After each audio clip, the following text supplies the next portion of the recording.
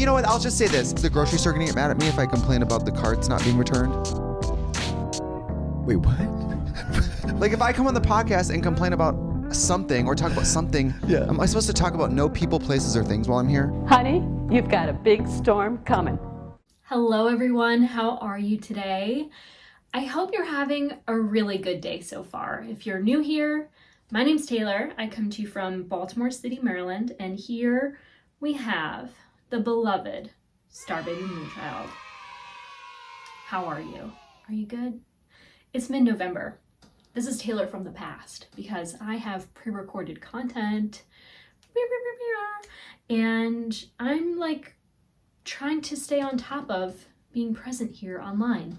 The holidays, they get away from us. There's so much to do. There's time to spend with family. There's time to eat food, very often out of town. And so I am prepared for that. And I am joining you here from the past where I have very little content to knitting updates to share with you all.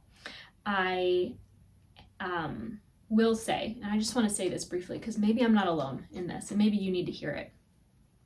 But if you've been watching my channel for the last couple months, you know that my dad passed away back in September, and that has been a grieving process, as it would be for anyone. And I have had the hardest time wanting to knit or crochet.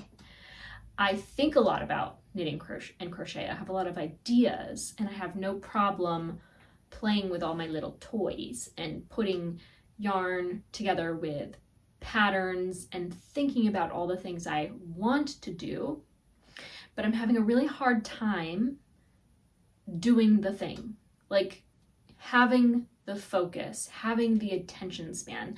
And I'm being very gentle with myself because I know that there are times in life where you just have to let go and you have to move on and you have to just take the best care you possibly can. And so that's what I've been doing. I've been taking good care of myself and my little furry family. And I've been enjoying other things that are not productive in the same way. So I had been leaf gathering for my garden. I have been mulching my garden beds. I have been deep cleaning corners of my home that hadn't ever been deep cleaned in a very long time, at least. I cleared out my giant hoarding closet, which I hope you might have seen already. That video should be up on my channel by now. I have been active. I have been busy. I have been doing my best. And at the same time, I have not been knitting or crocheting or sewing or spinning or combing I did actually process a raw fleece since mid-October. So I've been very busy. It's just been, a wild ride of grief and healing and moving forward in my life. And so I've been doing well. I wonder how you're doing. I would love to know. Feel free to let us know in the live chat if you're here for the Sunday premiere or if you are part of the rewatch crew. Let us know in the comments what you've been up to, if you've been making things, if you've been procrastinating like me. It's not even that I'm procrastinating. It's more so that I don't have the attention span to want to do the work of knitting. You know how it is. You probably have some idea, I think, of what I mean by the work of knitting.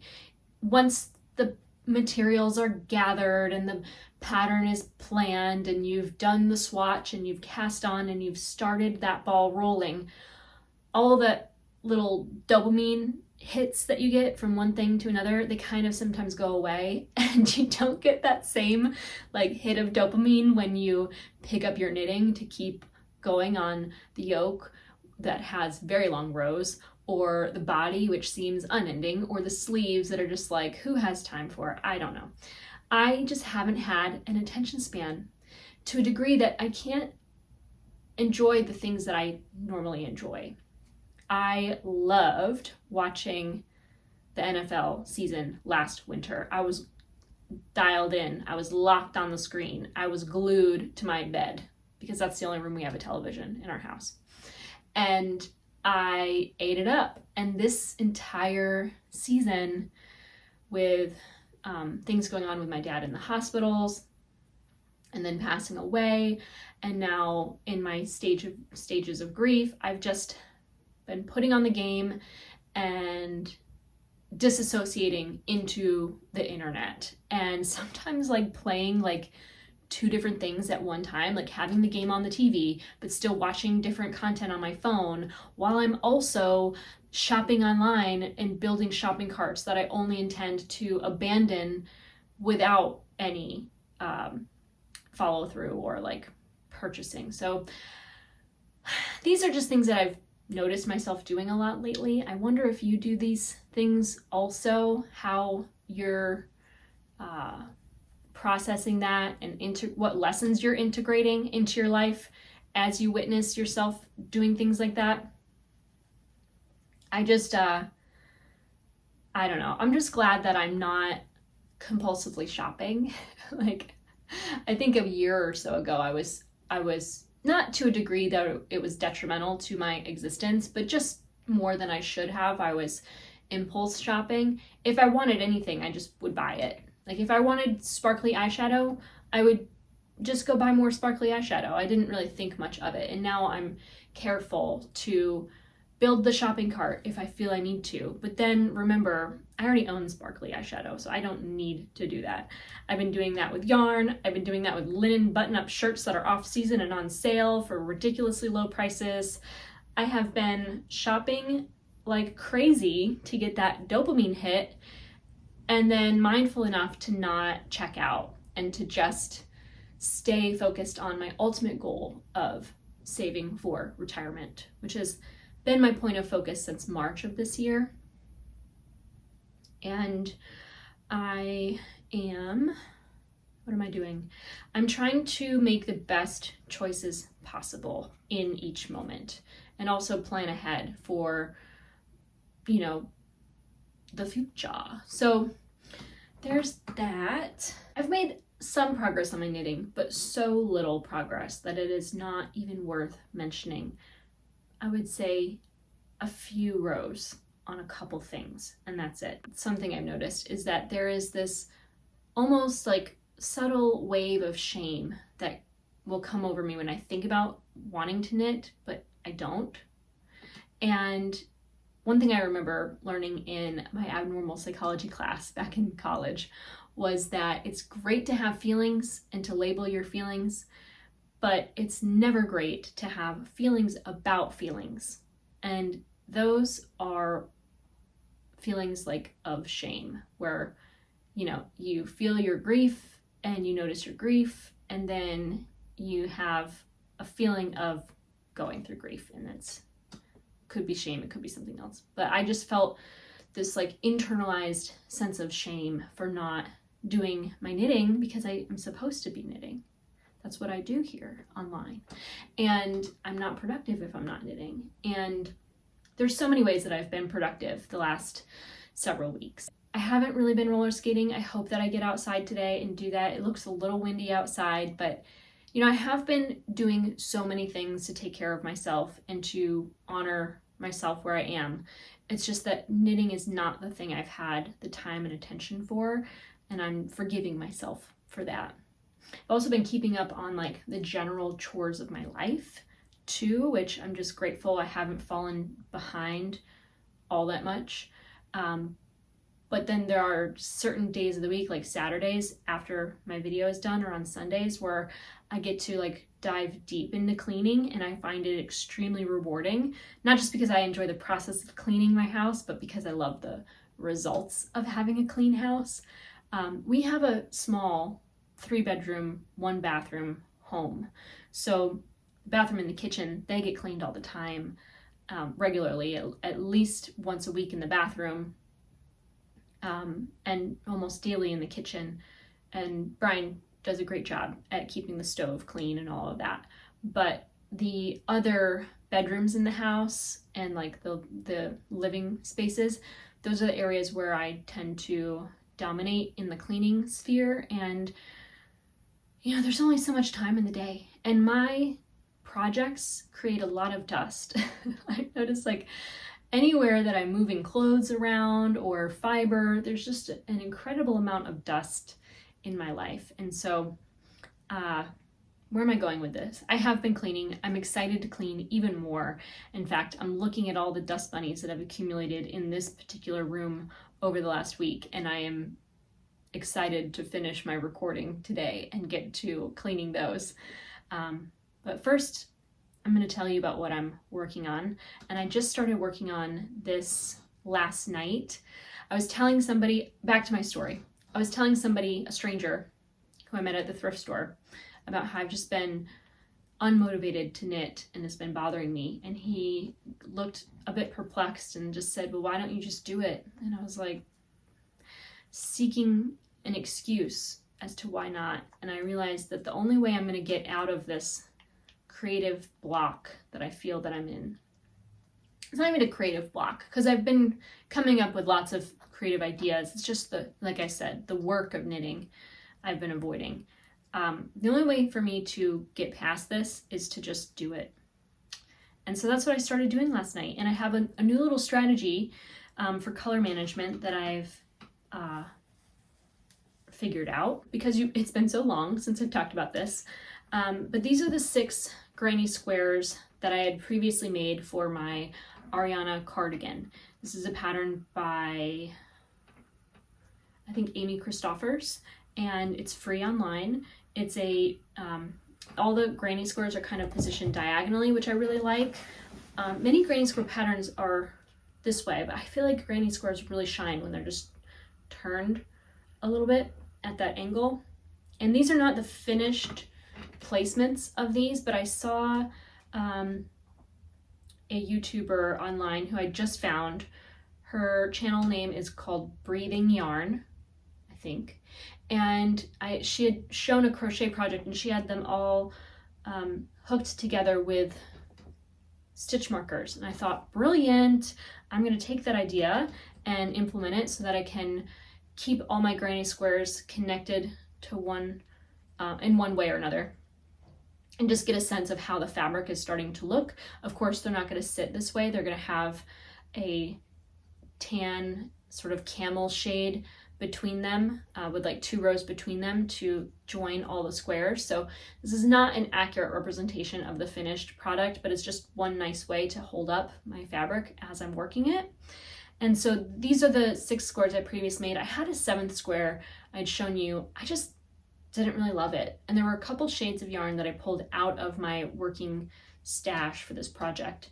Those are the 2 Brooklyn Tweed Loft skeins, if you're familiar with all my videos. But anyway, I have these ones here. I'm already noticing how similar these 2 are, so I'm going to pull them away from one another once I have more squares to assemble. But last night and this morning I crocheted 4 more squares, and I'm working on a 5th, and I have like 3 more with my colors already picked out. So I have a new color management approach where I take all of my yarn out of my basket, I'm lining it up by sort of hue, and I'm building color stories out of my stash, and I'm trying to build the color stories for like 4 or 5 squares at a time with each of the yarns. So I'm kind of going through every color, not every, but almost every color, in like a cycle of squares, so that I don't hit the same shades like too many times. And I'm also referencing which squares did I already do one color or another in this section versus the next or the outer section. So I'm trying not to like repeat the same color in the same place too many times. Like here you can see I've used the bright yellow a lot, but I've used the bright yellow in different areas of the square. And so eventually these will be moved apart from one another, but no 2 squares will be identical is my goal, unless there's a square I really like. Like I really like this Kansas City Chiefs square. I think I might repeat that one. So I have like one over here and like one over here and maybe, you know, whatever. So this is what I had done. And these are my unblocked squares. So I have this one here. I have this one here. This one I like a lot. I love that greeny gold with red and the orange. And that one there. Yes, I know. So I'm really happy with my progress on my crochet this morning, and I'm going to continue working on this today and tomorrow. Yeah.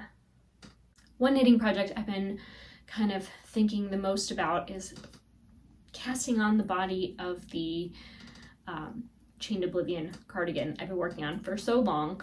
It's that thing that I'm afraid I don't have the attention span to do, because I really want to use that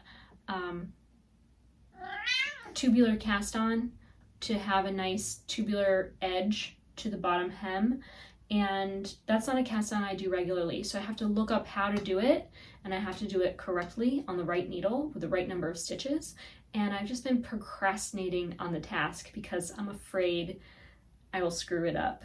Do you know when like you're operating on fewer cylinders than you typically are, and you're just like not sure you can follow through? That's how I feel. That's how I've been feeling. But I think I'm ready to overcome this obstacle. I think I'm ready to do the thing I've been putting off for so long. I'm in good places with so many other projects. I think once I get over that hurdle and I have the bottom ribbing of that cardigan started, I think it's going to be so much fun to knit. And I just need to move past my fear and anxiety and start doing it. I just need to start doing it. And I'm excited to. I'm excited to do that now. I just realized that I cast on the body of the Chained Oblivion without knitting twisted rib. I'm just knitting 1x1 rib. And I don't know what I should do. Should I just start over? Should I drop down and re-knit like 2 rows or 3 rows every other stitch so that I can twist my rib? I don't know. What would you do? I think I'm gonna drop down.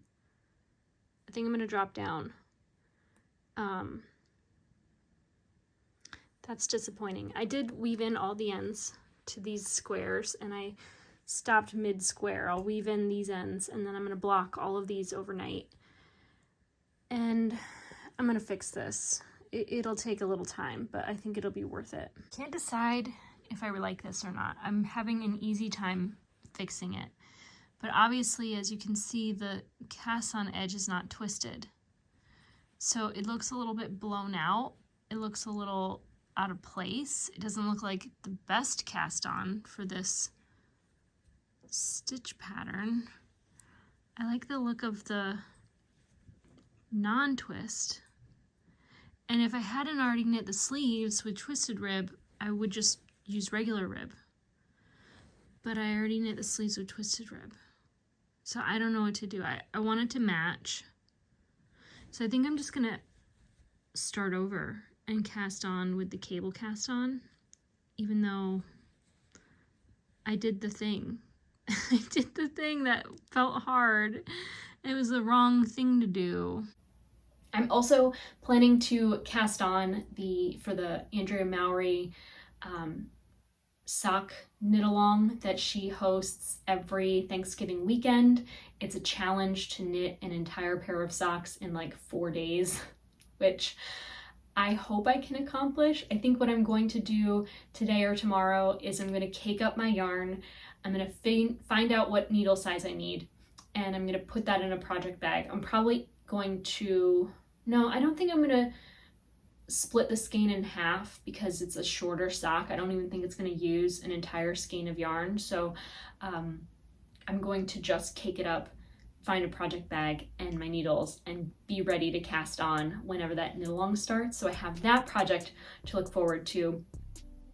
And I've made the tiniest amount of progress on my Ridgie's cardigan and on my Velocore t-shirt, but not so much that it's even worth mentioning. But I'm in a good place right now with both of those projects in terms of like knowing where I'm at and there's honestly like so little that I need to finish working on for the Velocore to be finished. I think I'm just not letting myself complete that project for one reason or another.